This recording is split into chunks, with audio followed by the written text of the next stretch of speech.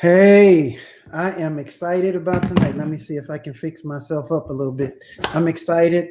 I've been wanting to bring this to you for a long time, ever since I've found out about this young fella, this young king. His name is actually King Randall. Um, and I told him, I say, I can call you King, right? So we're going to call him King tonight. And he is an incredible, incredible young man. Um, um, and so I wanted to introduce you tonight to him. What we're going to what we're going to do is we're going to make sure that you hear his vision. We're going to make sure that you get attached to him. Yeah, we're going to make room for you to give money and sow into what he's doing. This is a well-grounded young brother. I've listened to him on several interviews. I think the one with Roland Martin really became a big deal. And I'm glad for that one because it created some adversity, and sometimes adversity creates opportunity. And so in this case, it created opportunity because he has a very powerful stand. He reads. He's up on certain things. He's started a school. It's called the X for Boys, and you can see that at the X for Boys. The X as in X-ray, for FOR boys, and that is at .org, the X for Boys.org. There it is. And I promise you, you will not. I promise you, you will not regret being a part of this. So everybody, get your phone, your device, whatever you're using, and press the share button. I'm not moving or bringing him on until we have shared it as many times as we can, and you get many people on here as possible. Make sure you do that now. I am making sure we are on here. Hello, everybody that's coming on. Buenas noches. I see you. Happy time to be with you all. Make sure you press the share button. I promise you, every young person needs to see this. Every young person needs to see this. So get your kids around the table. Get them around here, and let's make sure that we get them on as soon as possible. As soon as possible. As soon as possible. I'm trying to figure something out here, so be patient with me while I do this. As soon as possible, you get them on there. You press that share button. I want to see this thing shared as many times as possible. So go ahead and share and get someone on. This is normally our Bible study time, and our Bible study is very significant. I'm just grateful. Let me do this here, help him get on. We have some great people coming on. The governor of Georgia may be coming on pretty soon. So just keep your eyes and ears open. We never know what's going to happen here tonight. Well, I'm going to do this now. Again, this is a great, incredible young man. He's from Albany, Georgia. He is someone who grew up around one of the people I have worked with in a couple occasions, Apostle Charlene Glover. And she has been just a tremendous woman of God. And so I want to introduce to you tonight, make sure you press that share button. We don't have enough people on right now. Press the share button. Get people on here. Naomi, press the share button and tell as many people to get on. Contact your pastor and tell them to get on.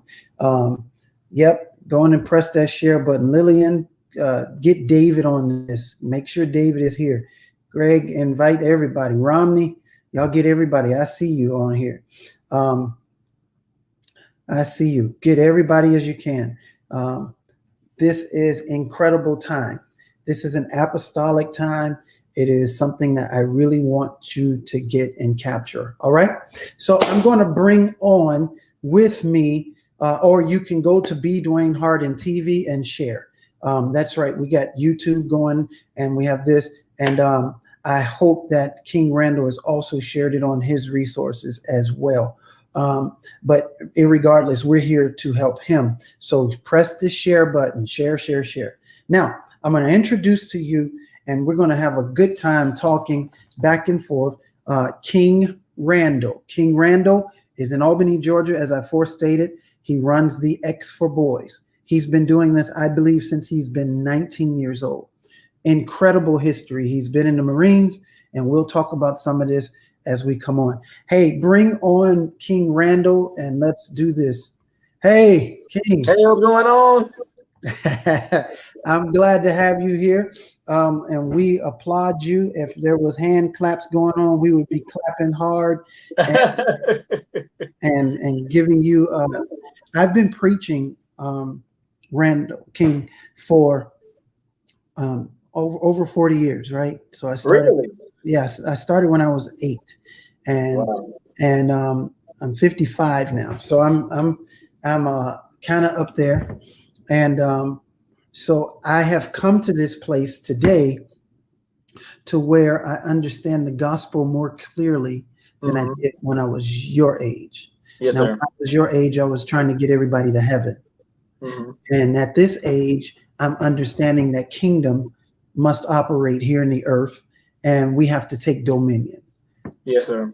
What I'm fascinated with is the age that you are and how you began to move in what you're moving in. Why don't you tell us what happened and what got you to this point? Gotcha. Let's do one thing first. I need to switch to my iPad really quickly. It's already Okay. loaded. So I'm gonna All switch right. to my iPad. Here we go. And she should be Let's able to switch. let me. He's coming right back. Got him? All right. There you go. Okay. So how I got into this? Well, I'm King Randall. I'm the founder of the X for Boys program in Albany, Georgia. Can you hear me good? We got to do something to raise him up. Can we raise him up some? Can you guys hear me good? We can hear you. Okay, got it. Just making sure. But yeah, I'm the founder of the X for Boys program in Albany, Georgia. This program I began because in the city of Albany, where at one point we were the 4th poorest city in the whole United States, and at one point we were the murder capital of the United States. And the city's not that big. We're only about 74,000 people there. And so with this being said, the crime rate among children, well, I'll say young people ages 17 to 25 was an absolute problem for me. And also seeing many of my classmates and, things like that going to jail and being killed. So I'd been to a few different Stop the Violence rallies, etc. And, people had just want to get together when things happen. And I was getting upset because people were talking so much about what the youth weren't doing and, all of that. But nobody wanted to give any solutions as to what the youth could do. So I decided that I wanted to start working with young men because I tried working with adults for some time, but it's like nobody really wanted to do the work that I wanted to do. So I started working with youth, and the first thing I did was do a field trip. I made a flyer on my phone. I took some young men to the African American History Museum in Atlanta, and I took them to the Center for Civil and Human Rights. Many of these children that I took on this field trip had never been outside the city of Albany. And that's the reality for many of our children down in the city of Albany. We have a high poverty rate, and these children don't get to travel. So I made this flyer on my phone. I went and passed it out at different basketball practices, football practices, etc. And we made it happen. We got 20 young men. We took them to the museums and to listen to the children ask the questions that they were asking, literally wanting to be out of the conditions that they were in. It stuck out to me because we had so much to say about our youth, but nobody had actually been talking to them. So I discovered that that's where I wanted to work. That's where I was going to do my best work once I saw these children wanting to get out of their condition. So right after that, I did an oil change workshop. I taught 20 young boys in my uncle's garage how to do change oil.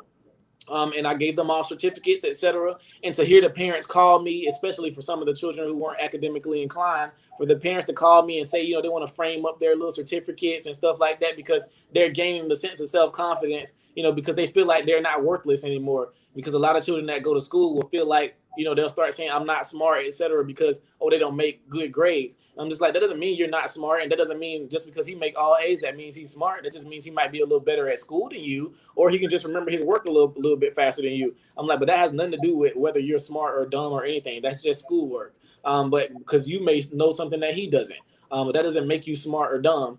And then right after that, I did a brake change workshop. I taught some boys how to change brakes on a vehicle. And so let me interrupt you. Go ahead.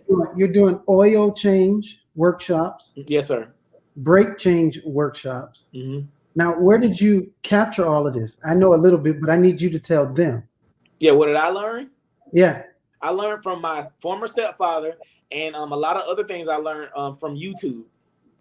Where? YouTube. YouTube University. So your stepfather was a positive influence in you. Absolutely. Yes, sir. Okay, so that was important for there to be a man in your life, so to speak, and he stepped up to the plate, obviously, to some Yes, degree. sir. And then he taught you a little bit, but then now you're leading a whole workshop, and you're learning from what you remembered from him and YouTube. Absolutely. Yes, sir. Mm-hmm. So the resource or the understanding that is necessary is it doesn't require them to go take a whole course and all of that. It was right in there on our fingertips, right? Absolutely. I tell the boys all the time that there's not anything today that you should say that you don't know how to do with YouTube. Right. YouTube. Absolutely. Okay, now go ahead. I'm loving this. You did the oil change and then the brake change. Yep. And then I lost my job. I lost my actual job. I was actually driving a forklift at the time. I lost my job, and I was going to get another job, but I was like, nah, I think this is kind of God pushing me to go do what it is that I really want to do, and that's work with children full time. So I sat in my bed and I was like, you know what? So I'm gonna do a summer camp. I'm gonna do it out of my house. I said, and I'm gonna hope these parents believe in me. And I made another flyer. I put everything on the flyer that I thought I was gonna be able to offer. I had some land at my house. I said, I'm gonna teach the boys how to grow their own food. Now wait a minute. Your house? Yes, sir. I bought my first house when I was 19. So you bought your first house when you were 19 because you came out of the military, out of the Marines, right? Yeah, I was still in the Marines. Yes, sir. You were still in the Marines. Bought you a house at 19. Yes, sir. I bought a house at 19, and I had 4 acres of land. And so I was like, I'm gonna teach the boys how to work on cars. I'm gonna work on houses. We're gonna do field trips. They're gonna grow their own food, etc. Passed all these flyers out at schools. I passed them out at restaurants, etc. And I was able to get 20 boys to the summer program at my house. So all summer, I got me a small dry erase board. I put it in my dining room, and we got some little tables we got donated. I made them like a U, and I bought some school supplies or whatever. And every day I taught, during the summertime. I taught them different vocabulary words. We taught them economics, Black history, etc. I mean, we just taught them some of everything for the entire summer. And also we were doing all the different workshops. I taught them how to change toilets, ceiling fans, sheetrock, tiling, firearms training. We did field trips. They grew their own food. They was able to pick their own cucumbers and squash and all that goodness. It was beautiful. And I graduated them from that summer camp on July 26th of my birthday. Every year I graduate the children from the summer camp on my birthday. That's like my birthday present to myself. And so immediately after that, I started a book club because I noticed that 12 out of the 20 boys that I had in the program couldn't read. And that was an issue for me because I'm saying, how are you in school and you guys can't read and you guys are in different grades? And I'm like, how you guys can't read and write and you're all the way in the 9th grade? That's impossible. Who's passing you guys through school? So of course I had told the boys previously that I wanted to open a school for them. Told them I didn't know how I was going to do it. I was broke at the time, but who's going to figure it out? And my little brother and I, in order for us to be able to, take care of the boys, me and my little brother, we went around and painted people's houses. I fixed people's cars. I learned how to cut hair. All of that from YouTube. Go ahead. You giving a lot of encouragement and information. Everybody, do me a favor. Y'all got to press the share button. I told y'all this was going to be incredible. Let me go share it. Let me go share it too. Let me do this. I tell you what I'm going to do. I'm going to send you a text right now, and then you can click on it, and then that'll work. Let me see how to do this. Okay, I'm the one slow in technology at this very moment. Y'all press that share button. All right. 229.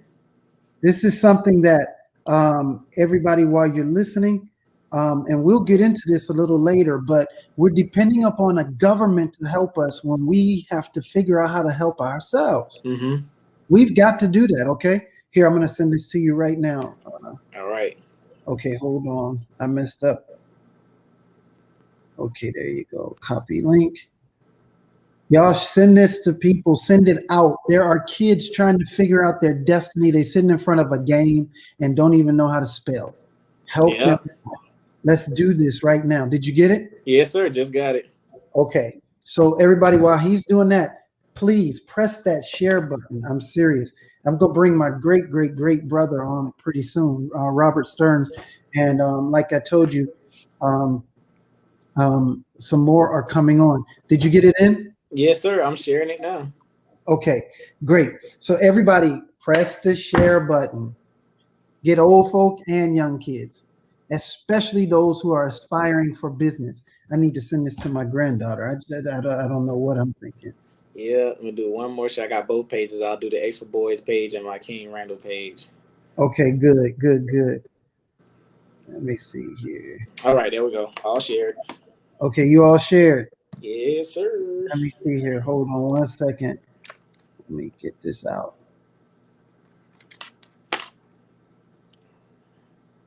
Yeah, my granddaughter is starting a business, and I'm really big on trying to help her get that done. Yes, sir. You here? Now you ready? Yes, sir. All right. So let's pick up where we left off. We're gonna try our best to pick up where we left off. Okay, absolutely. Where did I stop? You was teaching them. You was teaching them about how to read. You found out they didn't know how to read, and some of those. Yep, I started a book club. So that's what I was talking about. So I started a book club for the boys because, like I said, I realized a lot of them couldn't read anymore. And I started a book club, and we started reading Letters to a Young Brother by Hill Harper. We started reading that book, beautiful book. And I believe every teenage boy should read it. I mean, it covers every little area of teenage boy life. So we were able to have sex education in those classes, etc. Where these children were learning vocabulary words every week. I mean, it was so beautiful, like, again, to just see everything that we were able to teach the boys at the time. So we had many different male community leaders come in and speak to the boys sometime, come join us in book club, and them learning their vocabulary words, them getting better with their reading comprehension. And we got up to an 86% reading comprehension rate. So the boys were learning how to read. That's the most beautiful thing that I love to see. The boys were actually changing, and they were bringing their grades up in school, and their teachers were bearing witness. Their moms were bearing witness. So it was awesome to see. And then, of course, after all that time, everything had to stop because of COVID, which was the beginning of 2020. So COVID happened. I had to stop everything I was doing. It was crazy, and I didn't know what to do. And I'm not used to not working with my boys. So it was kind of a culture shock for me because I'm just doing this every day of my life. So yeah, I had to stop working with the boys, and it hurt a little bit, but we had to do what we had to do. So I had to stop, and parents kept calling, asking like, "Is there anything you'll be able to do for the summer or anything?" I'm just like, "Man, what am I supposed to do?" I'm just like, everything's, what am I supposed to do? I don't know what's going on with this virus. I'm not sure if it's dangerous or what. I don't know what's going on. It's conspiracy theories and all this goodness. I'm just like, I don't know what to do. So I finally came to a decision, and I was like, well, I said, if these children are going to, do something for the summer, if I'm going to do anything, they got to come live with me for the summer. And I had them all come live at my house. They came and lived with me for the entire summer of 2020. I had 7 boys with me. I went and got some bunk beds. I put them in my living room, and we made it happen. So I taught them all summer. We went to work on a farm every day. We did sheetrock. We did. Wait, slow down. You going fast. You went to work on the farm every day. Mm-hmm. Okay, and how does that help? How have you seen that help the boys? Working on the farm? Yeah. A lot of them hadn't done any real manual labor. They were moving watermelons and putting up fences and everything. Yeah. They never done no real manual labor. They used to sit at home all day and stuff. So it was pretty interesting for them to, try to be strong, because a lot of them, compete with each other. That's how boys are. Right. So they're trying to compete with each other and see who the strongest and all that. It's just team building. That's really what it was. It was team building for them to be able to work together on all of those things. So yeah, we worked on a farm every day. We found these contractors that were working on these apartment complexes, and we reached out to the managers of the apartment complex and asked could the boys, go out and work with the contractors. So they learned how to tile, showers and stuff like that. They learned how to do carpet, popcorn ceilings, everything. And so during this time, somebody was telling me that I should start posting the different things that we were doing on social media. And I was just like, I had been posting, but I hadn't really been like posting like I should have been, for our boys and the things that we were doing. They were saying, "Ken, you got to start posting these things because what you're doing is special." And so I started posting, on social media a little bit more, and I made a Twitter account. And so we started posting on Twitter. And one day I posted about us doing sheetrock, in an apartment complex, and it went like mini viral. Like people like started retweeting it and liking it, and it was crazy. So people started asking us to make a GoFundMe account.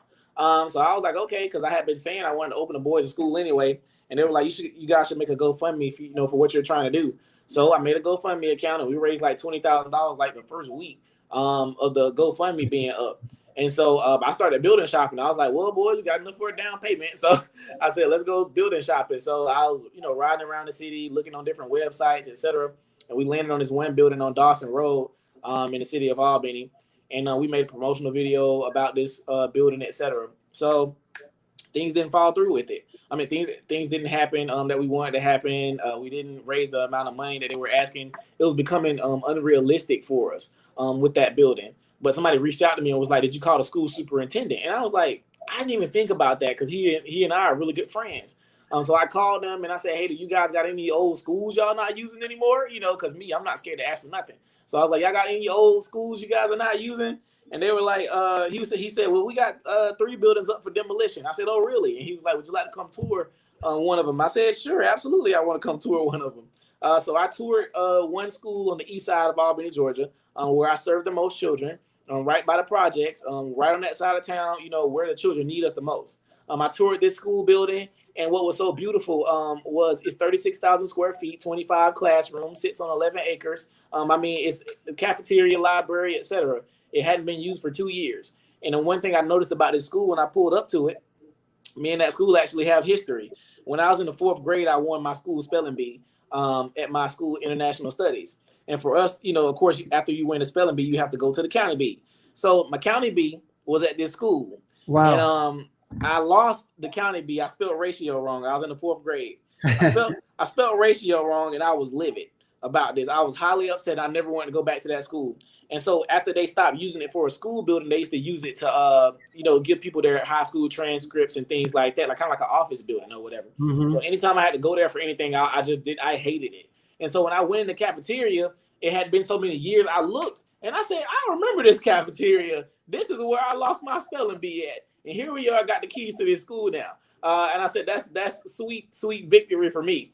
Right. So it was pretty beautiful to see. But we were right now we're still working out the logistics with our local school system. They'll be helping us with our school. They'll be assisting us with school buses. They'll be assisting us with feeding the children, etc. And I'm so grateful to our superintendent, Mr. Kenneth Dyer, for even working with us and trying to help us make this goal, the Life Preparatory School for Boys, a reality. So that will be the name of our school, the Life Preparatory School for Boys, and we're looking at opening up this fall at 50% operation. Only reason we're doing 50% operation is because the school will be a boarding school. However, the boarding portion of the school won't open until next year because we have to get the necessary licensing as well as get the necessary zoning for the children to actually be able to live and board at the school. And plus, we have to work on the sleeping quarters as well. So that's why we're only opening at 50% for the fall. But we decided not to wait until the school's completely finished. We decided to go ahead and start instruction because the boys are ready. But that's kind of who I am and what the Extra Boys is all about. So you're 21 years old. Yes, sir. You're 21 years old, and you grew up in church playing the drums. Yes, sir. Like we discussed pre-presentation here. Yes, sir. You grew up playing the drums and competing for excellence in your own life. Yes, sir. To my understanding, you graduated high school and college simultaneously. Yes, sir. Well, I actually graduated college before I graduated high school. We had dual enrollment program in Albany, Georgia. So I was able to go to take college courses while I was in high school, and they actually counted for high school credit while I was doing it. And I don't like now that they passed a new bill where students are not able to do that anymore. They can only go get so many credits. And that's because a lot of the students were, taking the classes, but then they were changing their mind and stuff like that. And it was costing money, and I understand why they did it. However, for those students who could have got a degree out of high school, that was important. And we'll be doing dual enrollment at our school as well. Every child will be mandatory dual enrollment. You have to go take college courses whether you like it or not. Mandatory. But, say it again. You say mandatory. Mandatory. You have to go take college courses. That's absolutely imperative. Even if it's just simple as business management, it's imperative that you go get some college level coursework. Which is not hard. Let's back up, because the type of kids you're dealing with, you said, first of all, they're in the projects, right? Many Yes, of you have black kids and some white kids, right? I serve all children right now. For the most part, people are only going to see like an influx of black children because the school, where we live is 77% black people. So for the most part, you're going to see mostly black children, but I have served white, Hispanic, and Chinese. Yes, sir. In other words, you're not race specific. No, sir, not at all. You're helping. I believe all children need to be taught correctly. All right. So you got kids that, now we didn't mention this yet, but you have kids that have been in jail. Yes, sir. Talk about that for a quick second. Absolutely. I started taking children from the juvenile court system a little while back. And I actually started taking custody of them. I have custody of 2 children from the juvenile court system right now. They live with me. So you their father, basically. Yes, sir. Yes, sir. They live with me full time.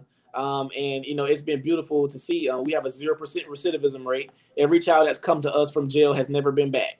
Right. And their probation officers, et cetera, bear witness to, their changing and them wanting to send more children to the program. So it's been beautiful again to see. Of course, I can't talk about their cases directly, of course. But, absolutely, we've taken children from the juvenile court system and we've changed their lives. Like I said, the program is working, and I believe this working formula definitely needs to be in a school. Yeah. So this is your school. This is the school that you're raising up. This is a definite school. You created a school before it was even accredited and all of these kinds of things. Yes, sir. You're helping these kids. And these are kids, troubled young fellas, all boys, and they're now being prepared to live life. Now, there's something else that you do. You teach them how to shoot. Absolutely. Firearms training is extremely important. Yes, sir. Why is it important? I definitely feel like, for one, we have to demystify the weapon for our young men. Our young men are infatuated with weapons, especially those former gang members, et cetera. They love guns and they want to put them all on pictures and all that goodness, and having no respect for a weapon. And so I actually teach them how to use weapons, how to clean them, how to shoot them properly, et cetera. And once I let them shoot all types of different weapons, I actually have about 14 weapons myself. So I teach them how to shoot all different types of guns, tactical shotguns, assault rifles, pistols, et cetera. I want them to learn how to shoot every different type of gun, and it kind of takes away that excitement, for a weapon, because you've done it already. You get to go shoot all the time. Plus, I want the children to understand, how to protect themselves as well, and how to respect weapons and use them only for self-defense and not for anything stupid. So I definitely believe that's extremely important in our teaching. So let's do something here. We're going to divert for a second, and we go to Black history, right? And so you're teaching weaponry. Why is it for Black history? Why is weapons important? Because gun control is racist. Gun control is racist. Say it again. Gun control is racist. Say it louder this time. Gun control is racist. Why is it racist? I keep telling people, first of all, I tell people all the time, my biggest thing, I'm like, if we believe that the government system is racist, or we believe that the system, police trying to kill us, blah, blah, blah, blah. If we believe all of that, why would you want the government to be the only people with weapons if you believe they racist? That makes absolutely no sense. I'm like, and at the same time, with you saying that, or they be like, oh, well, if they didn't have a gun, I'm like, dude, criminals are going to get weapons anyway. It's just like in the UK. If you want to kill somebody, you will get stabbed. They're going to ban like knives now. Just like, that doesn't make no sense. And if they ban knives, somebody's going to get a screwdriver and kill you with a screwdriver. Like, if somebody wants you dead, you are going to die. And I'm telling people all the time, I'm like, if I sit a gun on the desk right now, it's not going to do anything unless I bother it. I'm like, it's the people that need mental, health checks and all that stuff like that. It's a lot that goes into that. I'm like, but gun control is historically racist in regards to Black people. They don't want you with weapons. Those same people that are pushing for gun control, they're not getting rid of their guns. They just want to make sure Black people don't got them. I'm like, you guys got to be more strategic and take away this collective fear of weapons. So perfect. But why? Because I know you're a student of history. We want to try to get to a lot of this. But what happened at Black Wall Street that guns became why we need guns? Absolutely. If you most black people in the black community know what happened on Black Wall Street, it got blew up and destroyed. And that was our little community or whatever. But if we had our own self-defense, we would have been okay, at least to an extent. But for us to have no weapons, like I have people that are saying that, you know, they just gonna pray and stuff like that. I'm like, what, you gonna throw a Bible at an intruder? That's not gonna work. You gotta have a piece be still for them, a piece of steel for them. Not no, you can't throw a Bible at them. You know, just like that don't make no sense. Y'all press them hearts. Y'all gotta press them hearts. You gotta get rid of this collective fear of weapons in our community. Like, of course, a lot of black people do have weapons, but they don't actively train with those weapons. That's one thing I don't like. You know, we don't actively train. Like, some people will get guns and don't, you know, train with them. I'm like, you gotta, you know, dry shoot and stuff like that. I'm like, just all of that, you know, you gotta do dry runs and all of that stuff. Go to the range. You know, this is constant. I'm like, these people are out here shooting dimes and nickels out the sky and shooting bottle caps off and all that. And you guys think y'all want to get into a race war, which they be saying all the time. I'm like, you don't want to get into no race war with them. That is not gonna be no fun for us, because they actively train for all this stuff all the time. I'm just like, they be ready for anything, and we want to play all the time. I'm like, all we think about is having fun and living our best life, and we're not ready for anything in our communities. We don't have any stored food just in case something happens or everything gets shut down. We don't have nothing to feed our families, nothing. We ain't got no gold. If the money go down one day, like, we don't have none of that stuff. We're not prepared for it, but our boys are going to learn all of that, wilderness training, etc. So that's why I believe this school is going to be extremely important. So you're 21 years old. I can't say that enough. And you're talking like you're about 75. And this is very good and very important. And I'm going to bring, I hope somebody let me know that Bishop Stearns is still on. This is one of my best friends, buddy. Yes, sir. And we work a lot in a lot of areas. I'm going to introduce you to some people that is going to really be a blessing. The governor, I don't think he's going to make it. His assistant texted me and said he's still tied up. Okay. But he sure told me to make sure that if he don't make it, he is totally supportive in what you're doing and really want to see and get behind you some kind of a way. We talked about this, and I told him at a meeting that I had in a breakfast meeting a few weeks ago with a few other leaders about it. And I talked to him today by text. And he was like, make sure that you encourage him, that the governor is supporting you, and him going to be looking out how we can do this. Now, one of the things I want you I want people to observe is that you didn't go begging for help and get rejected and then walk away from the dream because you didn't get no help. You start creating ways. Absolutely. Big boy faith. Absolutely. That's what you call it. Yeah, big boy faith. Big boy faith. You got to have some big boy faith in order to make things happen. And so for the boys in the program, a lot of them don't feel like they can't do certain things because they've watched me move literal mountains in their face, you know, and my boys, you know, I'm being there possible.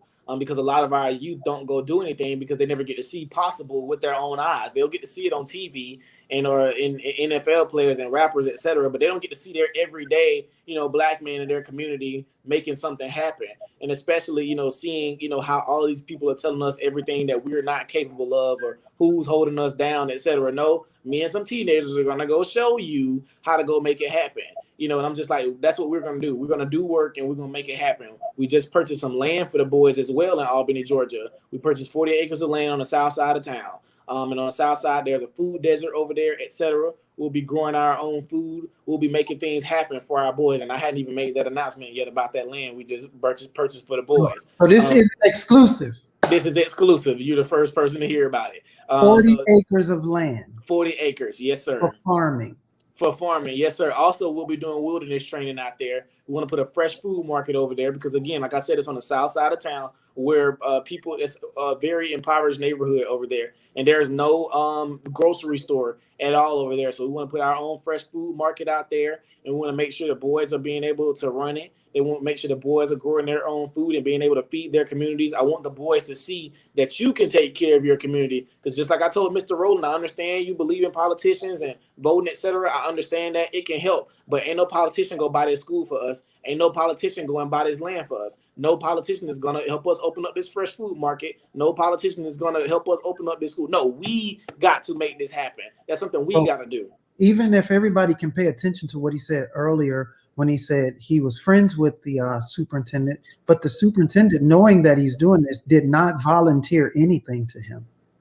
He got up and went to the superintendent and said, this is something. To my understanding, I did a little homework. To my understanding, he wanted to sell it to you. Absolutely. Yes, sir. And you were courageous enough to say, hey, y'all go tear it down anyhow. Yeah, now we tried to make that happen. We tried, but it's a statute. But we're supposed to be having another meeting this Thursday in regards to either the purchase or donating of the school building. So this Thursday we'll be meeting with the school superintendent because we're still trying to work out the logistics with that, because we were trying to find the law or the statute where they could actually donate us the building for $1 instead of us having to pay for it. Either way, we're making it happen. So if they donate it to us, cool. If they need us to cut the check, we're gonna cut the check because I got the dollar though. I got the dollar. Oh yeah, we got the dollar. We got the dollar, yes, sir. Hey, listen, this is stuff that I've been preaching for years. Yes, and sir. This is, I'm a tongue talking, Holy Ghost wielding, and yes, sir. all that prophesying. We do all of that, but the like my grandma. Yeah, we've been missing the balance in taking dominion in the earth. Mm-hmm. First of all, before I bring on Bishop Stearns, I want to commend you, publicly commend you. This is my opportunity. I have the microphone and you're on my set, so I want to commend you. You're a conservative. I want you to address that before we move further, because your conservative values has you here, has you at this point. Conservative not meaning, so you don't even have to address the Republican. Mm-hmm. Just address your conservative viewpoint.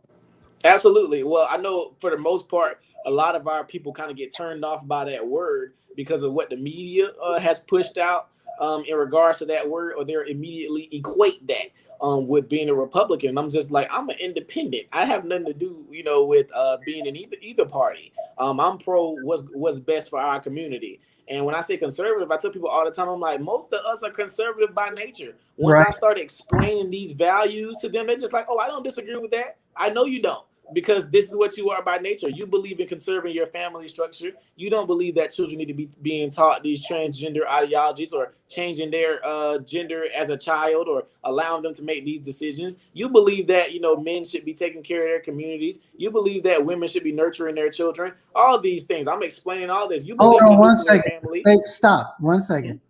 This is a 21-year-old saying this. So this is not some old dude, 55 like me, gray hair on his face, just complaining and sounding like an old man. This is a 21-year-old. Continue. Go ahead. Absolutely. But I'm just like, y'all believe in a nuclear family. You believe in all of this. I'm like, but the party you keep voting for don't believe in that or whatever. I'm like, I understand what you're saying, but just like Malcolm X taught us, one party's biting you with a smile, the other one's biting you with a growl. Either way, you're still being bitten. I'm like, so you got to do what's best for your communities. And, Malcolm taught us, of course, he talked about both sides, but he was more critical of the liberals. He was like, because they are lying directly to you. He's like, the other party, he said, I'd rather them, because I can at least they going to tell me what they don't like. They going to tell me they don't like me. I'd rather them than the ones who going to sit there and smile in my face and, create a system to destroy me. Or whatever. So, those are things, we have to take into consideration. Them people don't love us, man. I'm like, we have to go by what's best in our values, what your grandma taught you, what your granddad taught you, these values that we are missing nowadays and why our communities are in turmoil. And you're accomplishing such a great deal. Hey, Shanta, bring Bishop Stearns on. Bishop! God bless you, Apostle Dwayne Harden. How are you, my brother? Man, I am good. I see the boys in the car. We are driving back from New York City. Our plans changed, but I said I cannot miss this time with my brother, Apostle Harden. And I am here just absolutely amazed by everything I am hearing from this incredible young man tonight. You know, I wanted him to meet you and I wanted to talk about the path forward, because this is what we have built the path forward for. Well, absolutely. You know, Part of it. Absolutely. And I hope that are you able to hear me okay? Everything's Yes, sir. You sound good. Okay. The audio's been giving me a little trouble as we've been in the car driving through some difficult spots. You know, the path forward was launched with a desire to say, how do we find constructive, life-giving ways to move forward and address the needs of society. We are at a moment in history where we are either going to absolutely descend into a level of difficulty, and I don't even want to think about it. But hearing this young man tonight, my heart is filled with fresh hope. My heart is filled with great encouragement. And, you know, what comes to my spirit is that verse where the Apostle Paul, I believe it was, he said, you have many teachers, but you have few fathers. Mm. And one thing that I see resting on, and you've got to forgive me, but I couldn't get on. And so I don't know this amazing young man's name because I couldn't get on. Literally, his name is King. King. Perfect. Well, he was appropriately named. I'll tell you that. But, you know, what we're really witnessing here, both in King and Apostle Dwayne in you, is the principle of spiritual fathering.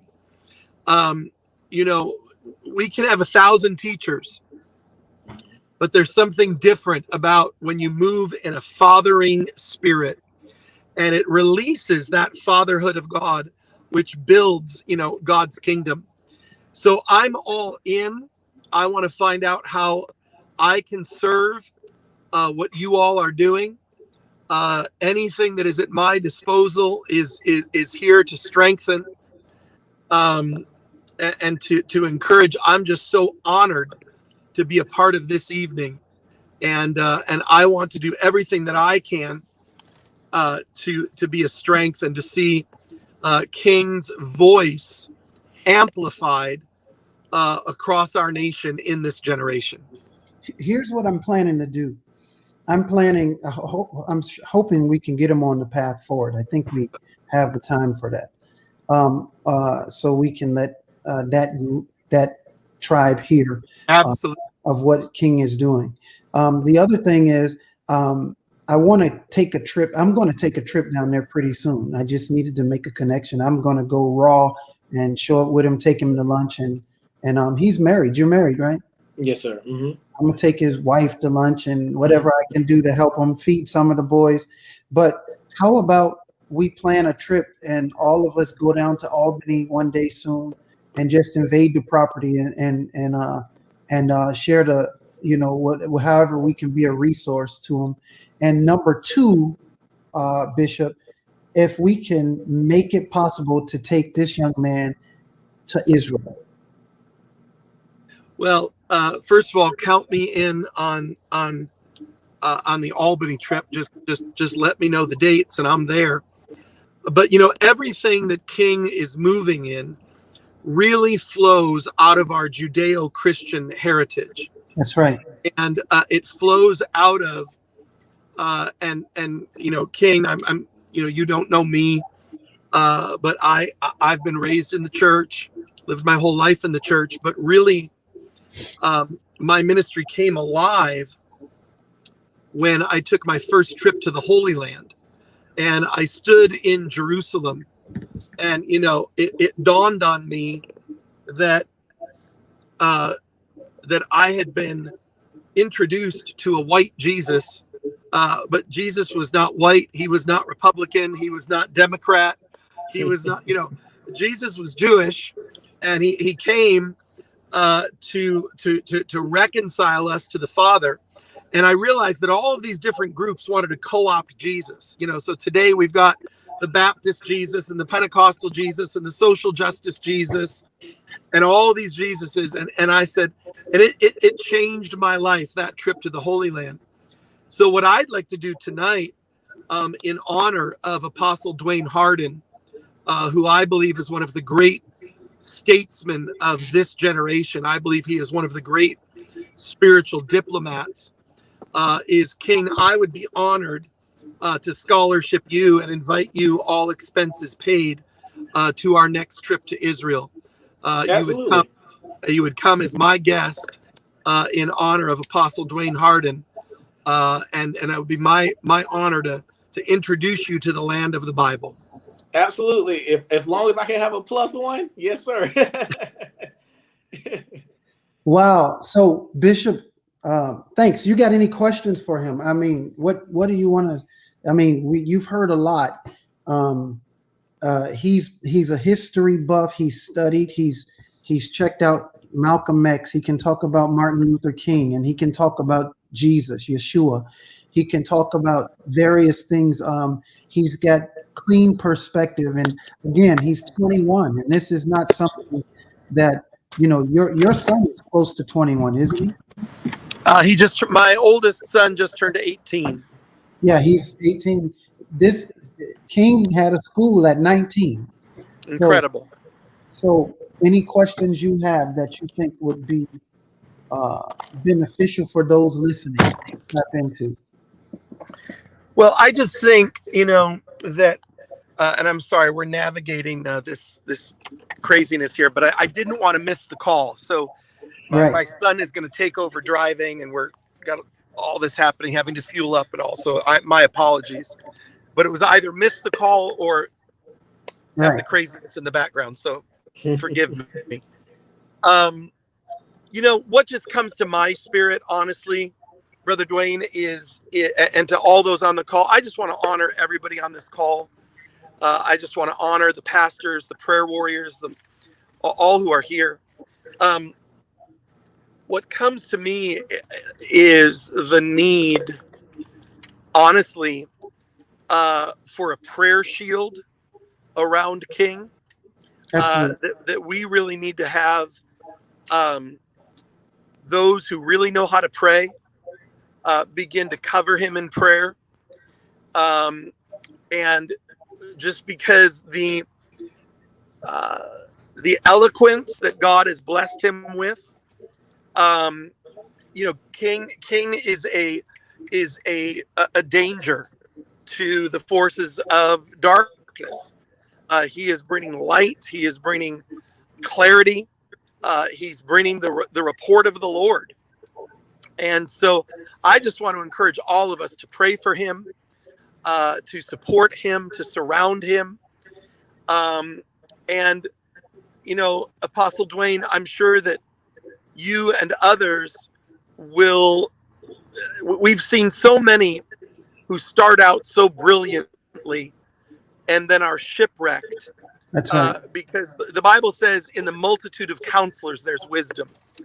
And so we just need to pray for the right counselors, the right advisors, the right prayer warriors to surround this. Because what came to my spirit as I heard him speak, and I know his heart is, I think, Kane, it's called Albany is the city where you live? Yes, sir. Albany, yeah. Georgia. And of course, we've got Albany, New York, here where I live up in New York. But what came to my spirit is, quite honestly, that what is inside your heart truly can become a national movement. Uh-huh. And once that template is in place, once that pattern is in place, it can easily be replicated and spread. And so my prayer for all of us is that we'll surround the purpose of God that's resting on this young man, this anointing, and that we'll find ways to strengthen him in this journey. Look, I'm watching the Facebook and I'm watching YouTube.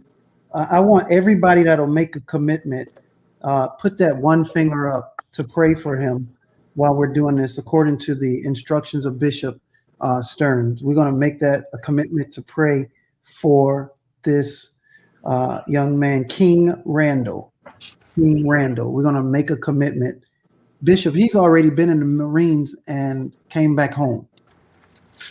Incredible. College, high school, and is helping everyone.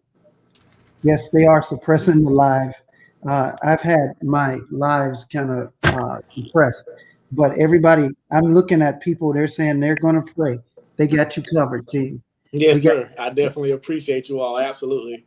They got you covered. We're going to do this. What's your wife's name?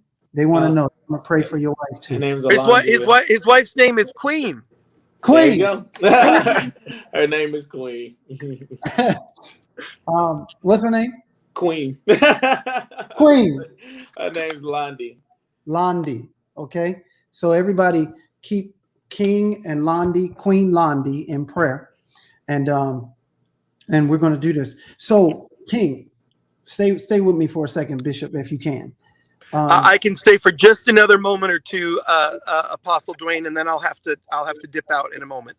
Okay, because we're going to shut down in a moment. I know I have you until 9 o'clock, right? Yes, sir. 9 to 9. Okay.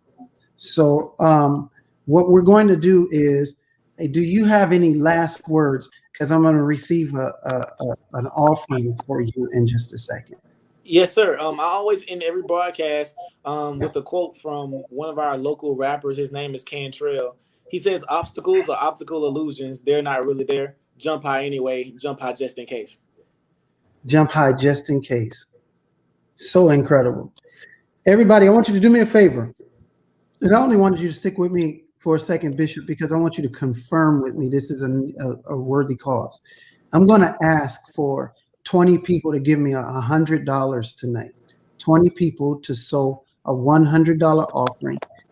That's what I'm calling it. We're going to seed into the X for Boys. What is the school going to be called again? The school will be called the Life Preparatory School for Boys. The Life Preparatory School for Boys. Yes, and so I want to do that tonight. And so if you are one of those people, just type it in there. I will do it. Do it for me. Shanta, you can put up the screen how they can give, and we will do that. You can give donations to Cash App. There are 3 ways to give. They're all right there right now. And we will get this to him, okay? I'm asking 20 people to give that. I'm going to definitely give it, and a whole lot more as we move forward. Again, this guy is catching the attention of the governor. Bishop, I didn't know if you heard me, but Governor Kemp said that he was going to try to be on tonight, but he couldn't. And Kelly Loeffler and several other people who believe in what's happening. You don't know that you got people talking for you, but I'm determined to stand with you. Thank you. And I think that Bishop said something so prophetic that this is going to be something that can be picked up and duplicated, and not many years from now. We need that. We need this to move. Bishop, you want to say anything while we're talking about giving to this? Well, I can't, because you've got me in. I don't. The technology wasn't working, so I'm on a different link that your staff sent me, so I can't type my thing in. But we're going to sow $1,000 seed tonight into this school and into this vision. So you've got my commitment of $1,000 that we're going to sow tonight, and I'm just so excited. Really, there's a Joseph anointing that rests over King. It's really a Joseph anointing, and as he continues to walk in humility and in right standing with the Lord, that responsibility then really comes to all of us. When you hear and when you discern that God has raised up someone. You know, Apostle Dwayne, we've been praying for answers to the problems. Well, That's right. you know, an answer is never going to come from a committee. God help us. An answer is not going to come from a committee. It's not going to come from, you know, a 17-point plan. No, the answer is going to come when the anointing of God, the word of the Lord, rests on an individual, and that individual yields their heart to the Lord and begins to walk in their calling. And so what we recognize in King and in Londi is a young couple who has said yes to God. They've said yes to the Lord. They've said, you know, there have been 5,000 decisions of hidden obedience that have led King to this moment. Wow. 5,000 tough choices that he's made that nobody knows but him and God. But those moment by moment decisions of hidden obedience have positioned him for God's favor. So I just want to challenge all of us to sow into his life. I want to encourage King. You know, King, the value system that has brought you here is the value system that's going to keep you moving in the next season. So don't abandon that value system as you come into greater and greater success. Press into that value system because that's what brought you here. And I believe that this can light a fire of hope that is desperately needed in our nation right now. So I'm thrilled to be a part of it. I appreciate you all. Absolutely. Thank you. Thank you, Bishop. I thank you for that. Thank you for the time, and I safe travels to you and the boys. Tell the boys I said hello and I love them. They love their Uncle Dwayne. They love their Uncle Dwayne. That's right. Maybe we can get Anguilla in again pretty soon. Okay, I bless you, and you can go. I'm going to close with Randall. And Randall, man, listen, I appreciate everything. We'll do this again because I saw several people giving. I really wanted to get 20 of y'all to give that $100. We're going to bless Randall tonight, and we'll bless the organization. He's been very clear on how to give. He's operating with integrity and making sure that this happens. They purchased 40 acres of property for what he said he's going to do. They have an 11-acre property of school. And I'm sure they're working on, they got buses and things like that. If you are a pastor and you're watching tonight and you know this can be a blessing, you might do this from your church. You can give $1,000 just like Bishop Stearns, and or you can give 500. I don't know, but I want to bless them and make sure that this is that we take the pressure of money out of the picture as much as we possibly can. We want to take the pressure of money out of the picture as much as we possibly can. Randall, you and I will be on conversation pretty soon. I'm planning to get there and take a trip just to hang out for an hour or two with you. And I'm going to do something. I don't know. Hey, by the way, how many kids you have right now? I have about 40 children all together in the organization that I work with on a daily basis. But it's kind of like a drop-in thing, like when we do book club and stuff like that, or the different workshops. The parents can bring them whenever they're ready. Those are the only things that we're doing at the moment. We're just doing the workshops and book club since we have so much going on. But actually this weekend we'll be going to Los Angeles. My boys will be instructing a workshop out in Los Angeles, teaching some boys there how to change brakes and change oil. Your boys are now going to become the instructors. Absolutely. They are proficient in what I've taught them, and I'm going to oversee. I want you to mention something. We didn't do this earlier, but one of the boys dreamed of going to the White House. Oh, yeah. So I actually, every time the boys come to me, if I get new boys, I have them write down things that they would like to do while they're in the organization. And I always tell them, I don't care how far or whatever you think you want to do, we're going to make it happen. So one of the boys wrote that he wanted to go to the White House on his little pad. And I was like, okay, I don't know how we going to make it happen, but we're going to make it happen. And the boys will tell you real quick, everything Mr. King say he going to do it. So I didn't know how it was going to happen, but lo and behold, Fast forward, we made it to the White House, that October. And it was literally like within a month of him writing that on that paper, write the vision and make it plain. So he wrote it on that paper and we got invited to the White House and it was a beautiful thing. Of course, it was a little controversy within our city because people were like, you taking them to see Donald Trump and all that. I'm just like, I don't care about none of that stuff you guys are talking about. These children come from jail. They never been anywhere. They never been on an airplane, none of that stuff. And they were able to go because of some good work that they were doing. They have every right to be proud of themselves, no matter who's the president. Now, how did the president treat you? It was great. They liked him. They thought it was funny and everything. So I was just like, that's on y'all. You don't have to let anybody tell you who you should like and who you shouldn't. I mean, they thought he had a blast. And what was crazy was we listened to him talk. And when we left, I said, now we're going to go watch TV and we're going to show you what TV said he said. So then we went and watched TV and that was like, that's not what he said. We just heard him. They telling stories. I was like, see, I said, this is what they do. I was like, so you have to make your own decisions and do your own research.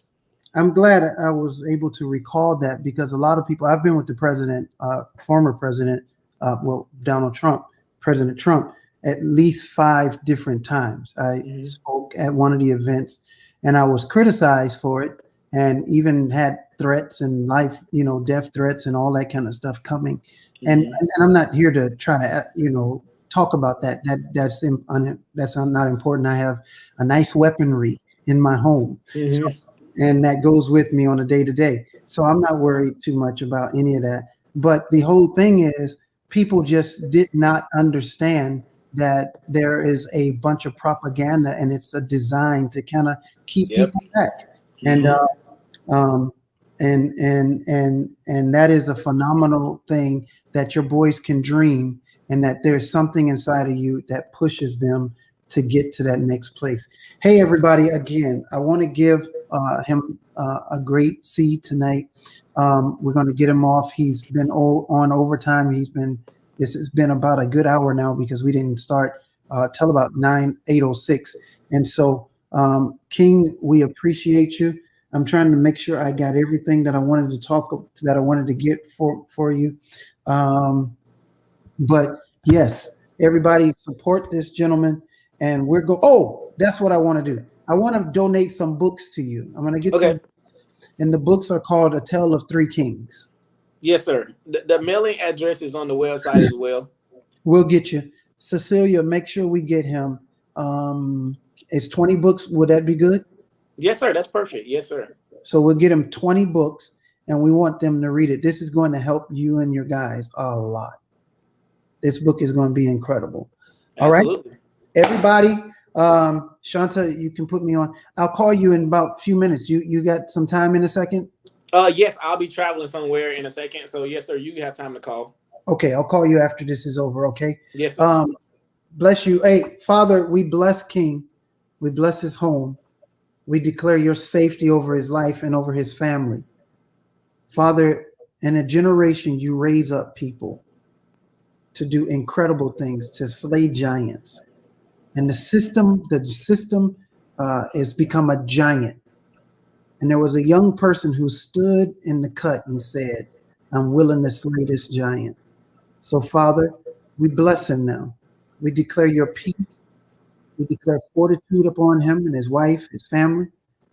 And, Father, we declare favor, favor, favor, and then position him to accomplish the most incredible things he's ever seen.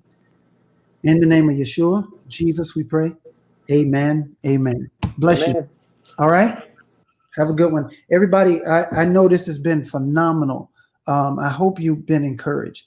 I want you to, I don't see enough hearts. If y'all press some hearts as we go out, I want this to produce some kind of rating or, viral, whatever we can do to get this out because this is so important. I've been teaching in Bible class. I've been teaching in service.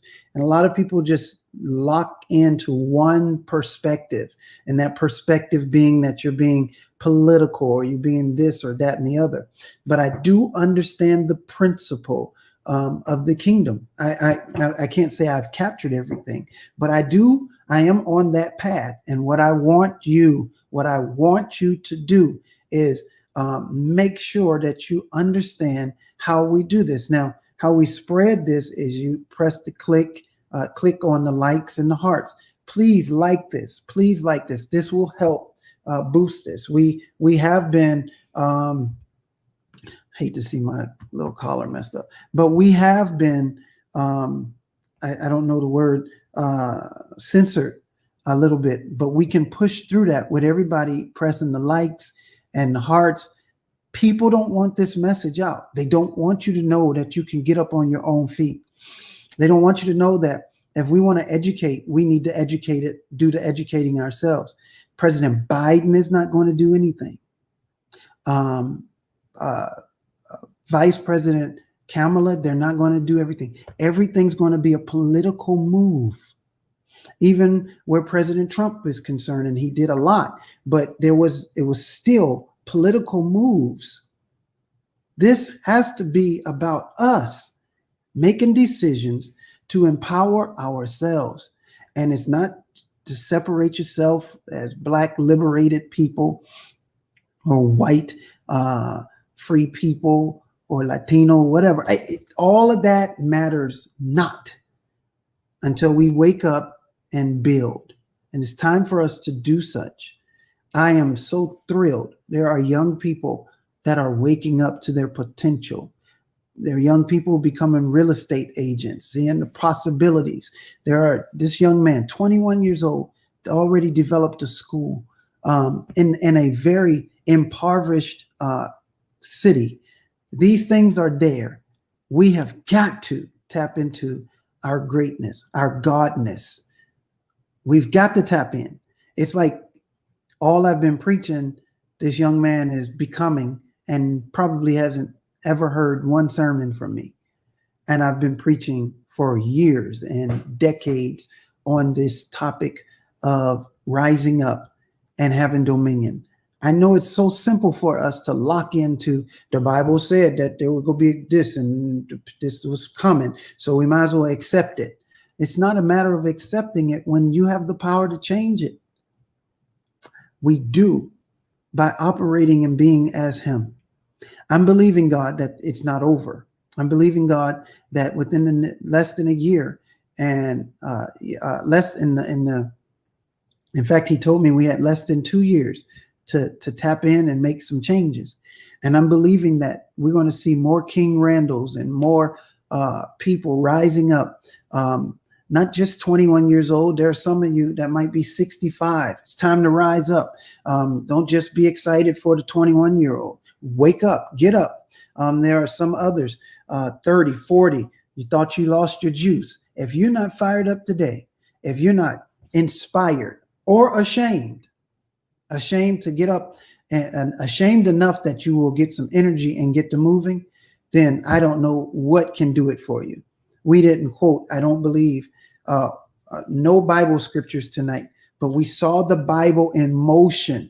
We see the kingdom in motion. And that is even more important than wielding and throwing a Bible in people's face. Just want to encourage you. Everybody, there's some, I'm going to challenge you again. This is the cause. This isn't a prophecy given to you that's just going to fire you up. Put that information back up again for me, Shanta. This is the cause. We have the opportunity to sow into something significant. Please, you can do a Cash App. We will get this to him, the Embassy ATL, or you can do push pay. That is texting. And when you go into the text, you type in the Embassy and you type that to 77977. And there's a spot that you can put in there. And I think it's a donation or something. You can definitely get that and make that happen. All right. If you want to, I plan to buy some Bibles so we can give them some Bibles. We got to help them. I want to do this. I want to buy some good Bibles and send them down there. All right. Yes, you can do push pay to guest speaker. That's good. Push pay to guest speaker. Perfect. And we'll do that. Now, those of you who have to give your tithe and offering on tonight as a part of the embassy, just distinguish your tithe and offering. Please do that. That's your responsibility. We know how to do it. I don't have to labor on that. I am laboring a bit on asking you to support the X for Boys. All right. Cecilia, please send that information to Bishop Stearns, how he can sow that seed tonight. All right. If you want to buy in more information, you can visit the xforboys.org, and we will do some things there. If you want to be a part of helping me get Bibles for him, you have a good Bible, you want to mail it in to me, or you can just mail it to King Randall and tell him this is a donation. And don't get no cheap Bible, horrible Bible. Get something good, okay? So that we can be a blessing. I probably have 15 Bibles that we can send. So Sharice, I'm sure, will help me with that, or Cece, one of them will help me to get those out. But we're going to make sure that we're a blessing. Another thing that might be good is some young fellas getting some nice, good clothes for them, shoes and on things like that. We want to be a blessing. I mean, of course, make sure it's good stuff and clean, and we can send it. I'm sure that these kids don't have Macy's accounts, Neiman Marcus accounts. And this young man has invested as much into their lives, more than it seems like to his family. And I know what that's like. I'm praying for him that he don't get so caught up in the vision that he forgets that he has to live. I know what that feels like. There are many mistakes and failures that come with that. And I want you to all keep him in prayer and keep him covered. All right. God bless you. Again, please sow tonight. That's what I'm asking. We're getting a building. I'm not asking you for money for the building. We got a roof to put on the building. I'm not asking for any of that right now. Please sow to this. All right. God bless you and have a tremendous night. Rest well, be inspired. Keep a pen by your bedside and write notes. Things are going to come to you. All right. God bless. Hey, one more thing. Tell me how you enjoyed it. I got my phone. I want to see what you got to say. Tell me how you enjoyed it real quick. Was it a blessing? Yeah, and keep pressing them hearts. They're a blessing. Anybody, tell me how you enjoyed this night. Thank you, Lord. All right. Maybe I got a delay, but yeah, there you go. Please tell me. Loved it. A true blessing. Yes, Romney. Inspiring. Yes, it was. It was inspiring.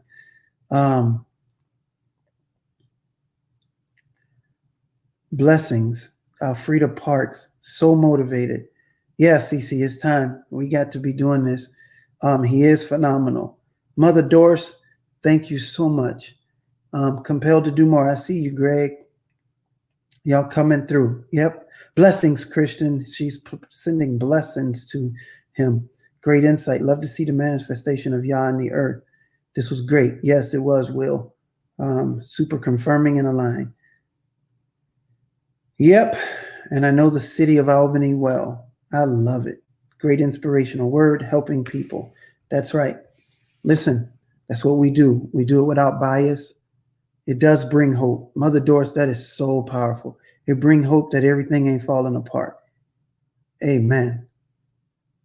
I'm glad you did too, Sharon Napier. I hope I said your name right. It does bring hope. And again, your comments are so powerful and impacting. Press the like button. And after this is over, press share again. Do me a favor. Get up tomorrow morning and press share for another audience to see and hear. All right? God bless. Have a good night. Shanta locked me on out of here.